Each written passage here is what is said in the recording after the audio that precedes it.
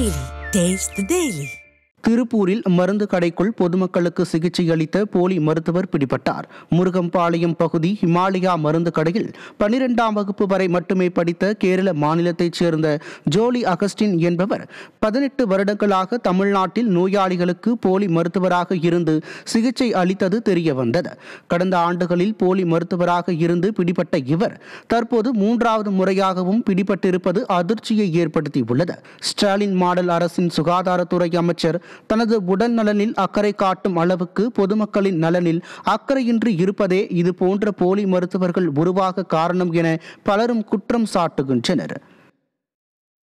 Chennai D நகரில் பேராசிரியையிடம் 5 சவரன் நகை திருடப்பட்ட சம்பவம் நிகழ்ந்துள்ளது.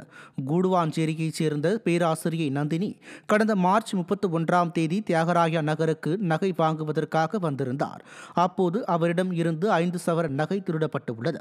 இதுகுறித்து அளிக்கப்பட்ட புகாரின் பேரில் நகையை திருடிய திருவொற்றியூர் பகுதியைச் சேர்ந்த ரேகா என்பவர் பிடிபட்டார். சிசிடிவி காட்சிகளை ஆராய்ந்த போது அவர் திருட்டில் ஈடுபட்டது கண்டறியப்பட்டது.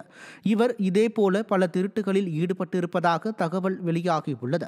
ஸ்டாலின் ஆட்சியில் காவல்துறையினர் முறையாக ரோந்து பணிகளை செய்யாத காரணத்தால் திருட்டு சம்பவங்கள் சர்வசாதாரணமாக நடந்து வருகிறது.